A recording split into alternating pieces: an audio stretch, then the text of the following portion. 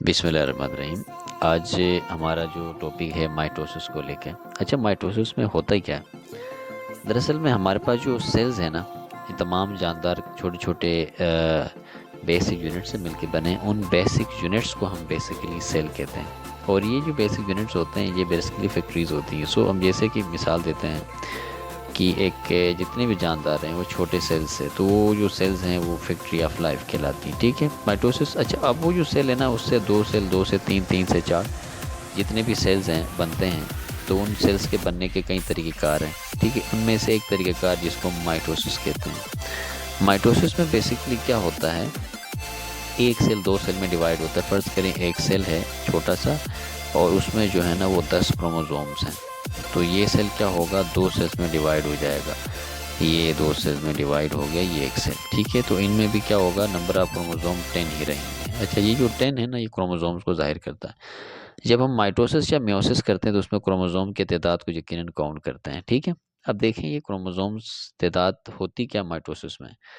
Mitosis में कुछ ऐसा होता है कि एक सेल जो है ना वो दो सेल में डिवाइड होता है, और क्रोमोसोम की तादाद जो होती है वो सेम रहती है। इस सेल को हम कहते हैं parent cell.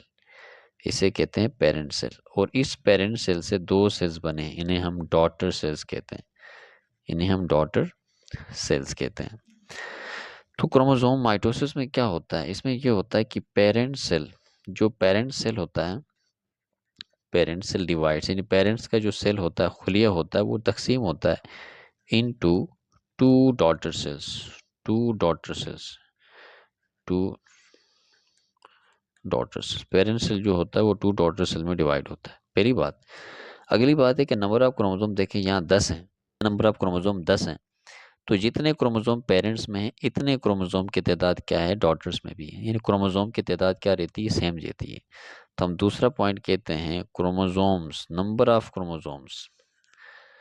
Number of chromosomes, number of chromosomes जो होते हैं रिमेन सेम। वो हमेशा क्या रहते हैं, सेम रहते हैं। रिमेन्स सेम, वो यकसा रहते हैं। अब ये से देखें, इसमें पेरेंट में कितने 10 क्रोमोसोम्स हैं, और डॉटर्स में भी कितने आगे, 10 क्रोमोसोम पूरे आगे। ठीक है, तो लिहाजा माइटोसिस में होता ही क्या है, माइटोसिस में जो पेरेंट सेल है ना, एक पेरेंट सेल दो पेरेंट्स दो डॉटर सेल्स में डिवाइड होता है, और उसमें नंबर ऑफ क्रोमोसोम सेम होता है। अच्छा, जो सेल है ना, ये से हम डिस्कस करें कि सेल, अब सेल का जो बेसिक स्ट्रक्चर किस तरह का है। सेल का बेसिक स्ट्रक्चर, जैसे एक सेल हमारे पास है, ये एक सेल में बना रहा हूँ, ये एक सेल है।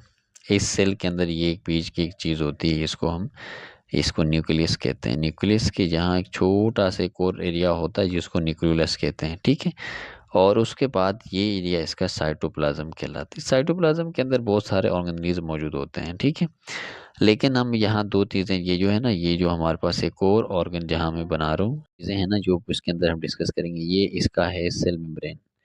इसे सेल मेम्ब्रेन कहते हैं। ठीक है, ये सेल मेम्ब्रेन होता है एनिमल सेल में। ये मेम्ब्रेन एनिमल प्लांट सेल दोनों में होता है, लेकिन प्लांट सेल में इसके बाहर एक और एक दीवार होती है मेम्ब्रेन, जिसको सेल वॉल कहते हैं। और ये इसका साइटोप्लाज्म है। ये इसका जो है ये जो मेम्ब्रेन है इसको कहते हैं न्यूक्लियर मेम्ब्रेन कहते हैं। न्यूक्लियर, न्यूक्लियर मेम्ब्रेन कहते हैं। ठीक है, इसे न्यूक्लियर मेम्ब्रेन के नाम देते हैं। और ये जो छोटी सी चीज़, इसको न्यूक्लियोलस कहते हैं। न्यूक्लियोलस कहते हैं। और ये जो है ना, इसको सेंट्रियूल कहते हैं। सेंट्रियूल कहते हैं। ठीक है, और इसके अंदर ये जो एक जाली जेली ये वो स्ट्रक्चर है, जाल का स्ट्रक्चर है, उसके स्ट्रक्चर को हम क्रोमेटिन मटेरियल कहते हैं। क्रोमेटिन, क्रोमेटिन मटेरियल या क्रोमेटिन मटेरियल कहते हैं इसे हम। ठीक है, बाद में ये क्रोमेटिन मटेरियल डिस्का वो थोड़े से जब वो थिक हो जाते हैं तो उन्हें हम क्रोमोसोम का नाम देते हैं। ठीक है, अब लिहाजा देखें, फ़र्ज़ करें कि मैं आपको एक सेल डिवीज़न बताता हूँ। अब जो माइटोसिस होता है वो दो मरहलों में होता है। एक को हम कहते हैं, दो मरहले, एक को कहते हैं हम कैरियोकाइनेसिस। कैरियोकाइनेसिस, कैरियोकाइनेसिस में क्या होता है कि न्यूक्लियस डिवाइड होता है। न्यूक्लियस डिवाइड होता है। अच्छा, दूसरा होता है साइटोकाइनेसिस। साइटोकाइनेसिस होता है। साइटोकाइनेसिस के अंदर जो होता है वो साइटोप्लाज्म डिवाइड होता है। वो साइटोप्लाज्म डिवाइड होता है। ठीक है, अब देखें ये डिवीजन किस तरह से होता है। अब फर्ज करें मैं यहाँ एक सेल बना लेता हूँ। ठीक है, एक सेल बना लेता हूँ, फिर आप देखिएगा ये सेल जो है ना किस तरह से काम करता है। फर्ज करें ये हमारे पास एक सेल है। ठीक है, ये सेल है। और ये जो सेल है इसको हम एक कॉमन सेल कहेंगे। बॉडी का सेल है जिसके अंदर 40, वैसे हमारे एनिमल ह्यूमंस के सेल में 46 क्रोमोसोम्स होते हैं। और ये जो है इसका जो है ना, ये न्यूक्लियर मेम्ब्रेन में बना देता हूँ थोड़ी सी बड़ी करके, ठीक है। और ये हमारे पास सेंट्रियूल है इसका, ये सेंट्रियूल इसका है, ठीक है। अब इसके साथ साथ मसला क्या है, इसके अंदर क्रोमोसोम्स होते हैं। अब ये से 46 क्रोमोसोम, अगर हम ह्यूमंस की बात करें, माइटोसिस जो होता है बॉडी सेल्स में, उसमें 46 क्रोमोसोम। अब 46 क्रोमोसोम तो यहाँ जगह थोड़ी सी, मैं 4 क्रोमोसोम फर्ज कर लेता हूँ। फर्ज करें ये क्रोमोसोम हमारे पास है, एक क्रोमोसोम, दो क्रोमोसोम, 3 क्रोमोसोम और 4 क्रोमोसोम, ये 4 क्रोमोसोम है, ठीक है। अच्छा, यहाँ पर क्रोमोसोम्स के पास अगर ये थोड़ा सा जूम हो जाए तो यहाँ क्रोमोसोम के पास जो एरिया है जिसको हम क्या कहते हैं, सेंट्रोमियर कहते हैं इसे, सेंट्रोमियर, ये सेंट्रोमियर है, ठीक है। और ये सेंट्रोमियर्स कहलाते हैं, इन्हें हम सेंट्रोमियर कहते हैं, ठीक है। अच्छा, अब होता ये सेंट्रो, ये थोड़ा सा मैंने बता दिया।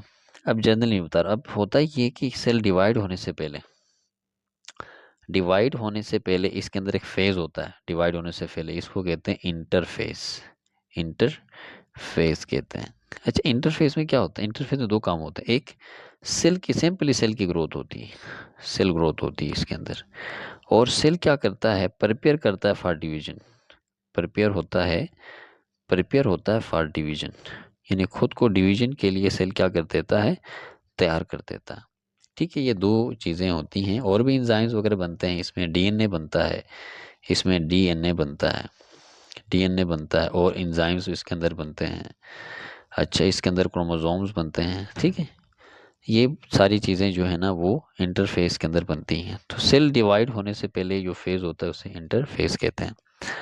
अब जो माइटोसिस होता है वो 4 फेजेस में होता है, माइटोसिस 4 फेज में, तो मैं 4 फेजेस बताता हूँ आपको।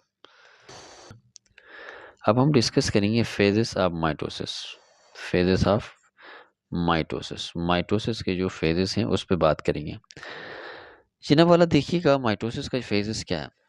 पहला फेज है जिसको कहते हैं प्री मेडिकल एडमिशन टेस्ट, एक छोटा सा वर्ड है, इससे याद होगा, यानी प्रोफेज, मेटाफेज, इनाफेज एंड टीलोफेज, इसको हम शॉर्टली कहते हैं प्री मेडिकल एडमिशन टेस्ट। तो ये याद रहने के लिए स्पेशली, ठीक है। अब मैं बना देता हूँ, ये प्रोफेज का खाना बना देता हूँ, ठीक है। और ये मैं बना देता हूँ मेटाफेज का, और ये मैं बना देता हूँ आपको जो है ना इंटरफेस का, ठीक है। और टेलोफेस को मैं लास्ट में बना देता हूँ। अब मसला ये कि जो प्रोफेस है ना, प्रोफेस में क्या होता है। अब प्रोफेस के लिए मैं यहाँ डिस्कस देखें जी, प्रोफेस में क्या होगा, जैसे एक सेल था हमारे पास, इस सेल के अंदर ये न्यूक्लियस था, ठीक है। न्यूक्लियस के अंदर ये हमारे पास क्या है, क्रोमोसोम्स हैं, ये हमारे पास क्रोमोसोम्स हैं, ये इस हमारे पास सेंट्रियूल है, ठीक है। अब क्या होगा कि जब प्रोफेज स्टार्ट होता है ना, ये प्रोफेज है, जब प्रोफेज स्टार्ट होता है, मैं बहुत सिंपल करके आपको बता रहा हूँ। तो प्रोफेज में क्या होता है, जो क्रोमोसोम्स होते हैं ना वो अपने होमोलोगस क्रोमोसोम, ये क्रोमोसोम है, इसको एक क्रोमोसोम कहते हैं। होमोलोगस क्रोमोसोम क्या होता है, इसे फर्स्ट करें, मैं यहाँ आपको डिफाइन करता हूँ होमोलोगस क्रोमोसोम क्या है। ये क्रोमोसोम है, होमोलोगस का मतलब ये कि इस क्रोमोसोम के साथ में, ये जो क्रोमोसोम है इसके साथ में एक और क्रोमोसोम इस तरह से आता है साथ में। अब क्या है कि इन दोनों क्रोमोसोम्स की प्रॉपर्टीज एक दूसरे के सेम होती हैं, एक जैसी प्रॉपर्टीज। ये इसका सेंट्रोमियर है बीच वाला, तो लिहाजा ये क्रोमोसोम्स क्या कहलाते हैं, ये सिस्टर क्रोमोसोम्स कहलाते हैं, सिस्टर क्रोमोसोम्स कहलाते हैं। इन्हें हम सिस्टर क्रोमोसोम्स कहते हैं, या इनका दूसरा नाम है homologous chromosomes, homologous chromosomes, chromosomes नाम है इसका, ठीक है। अब लिहाजा देखें कि अब इसमें क्या होता है, हम अगर डिस्कस करें इसकी, तो मैं अच्छा प्रोफेस में बात करें, प्रोफेस में क्या होता है, सबसे पहले ये 4 क्रोमोसोम्स हैं, एक क्रोमोसोम, दो क्रोमोसोम, 3 और ये 4। प्रोफेस में क्या होगा कि जितने भी ये जो 4 क्रोमोसोम्स हैं, ये हर क्रोमोसोम अपना होमोलोगस बनाएगा। अब देखो ये क्या बनाएगा, अपना होमोलोगस बनाएगा, ये अपना होमोलोगस बनाएगा, ये इसके बीच में सेंट्रोमियर है। इसी तरह से ये अपना होमोलोगस बनाएगा और ये अपना होमोलोगस, ये सेंट्रोमियर है, ये अपना होमोलोगस और ये अपना होमोलोगस, ये सेंट्रोमियर, ये सब अपने होमोलोगस पेयर्स बनाएंगे, पहली बात। इसी तरह ये जो यहाँ पर जो सेल मेम्ब्रेन था, ये वाला, ये सेल मेम्ब्रेन है, ये सेल मेम्ब्रेन क्या हो जाएगा, डिसअपियर होना शुरू हो जाएगा। ये सेल मेम्ब्रेन डिसअपियरेंस शुरू हो जाएगी, आहिस्ता आहिस्ता सेल मेम्ब्रेन गायब हो रहा है। अगली चीज़, ये जो यहाँ पर सेंट्रोमियर सेंट्रियूल था, ये जो सेंट्रियूल है, ये सेंट्रियूल भी क्या हो जाएगा, डबल हो जाएगा। ये सेंट्रियूल यहाँ पर डबल हो गया।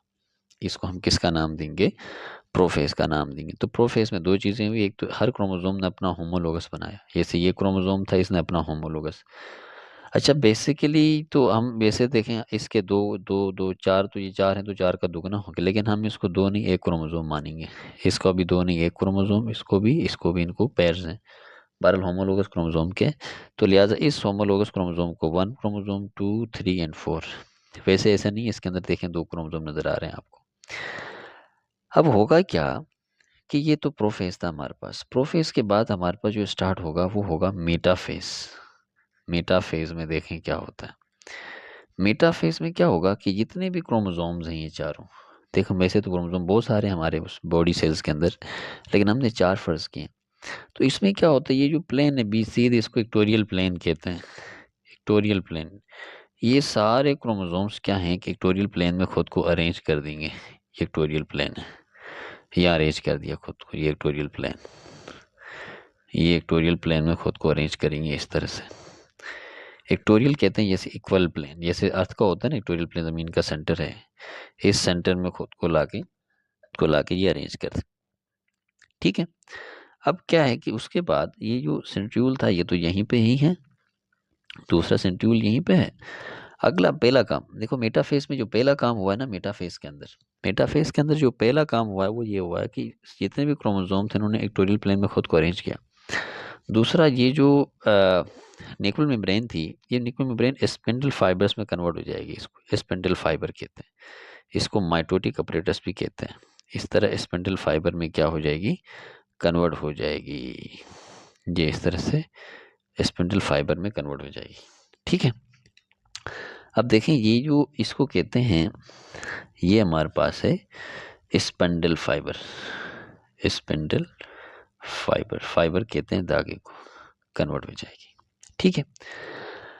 अब देखें, प्रॉब्लम ये है कि जितने जो इससे जो क्या कहते हैं स्पिंडल फाइबर्स हैं, ये यहाँ मैं थोड़ा सा गाइड करता हूँ इसको लेके। ये देखें, ये क्रोमोसोम है, ये दूसरा, दो क्रोमोसोम मिले होमोलोगस, ठीक है। अब एक स्पिंडल फाइबर क्या इन दो क्रोमोसोम्स को खींच रहा है, एक इस तरफ खींचेगा और ये इस तरफ खींचेगा, इससे क्या हो जाएगा, ये जो दोनों क्रोमोसोम्स हैं वो क्या हो जाएंगे, अलग हो जाएंगे, ये क्या हो गए, अलग हो गए, ठीक है। इसको कहते हैं कॉन्ट्रैक्शन। तो लिहाजा यहाँ पर ऐसा होगा, यहाँ पर ये जो स्पिंडल फाइबर्स इनको अपोजिट साइड खींचेंगे, तो ये कॉन्ट्रैक्शन हो जाए। कॉन्ट्रैक्ट के बाद जितने भी ये जो चारों इस साइड के क्रोमोसोम्स हैं, ये क्रोमोसोम इस तरह अलग हो जाएंगे, ये इस तरह चारों अलग हो गए, और ये जो क्रोमोसोम है आधा हो गया, ये से यहाँ पर हुआ था आधा, ये से यहाँ इधर आधा हुआ था, कंट्रैक्शन की वजह से ये दोनों सेपरेट हो गए थे इस तरह से। तो यहाँ कंट्रैक्शन से ये सेपरेट हो जाएंगे, ये क्रोमोसोम सारे सेपरेट हो जाएंगे इस तरह से।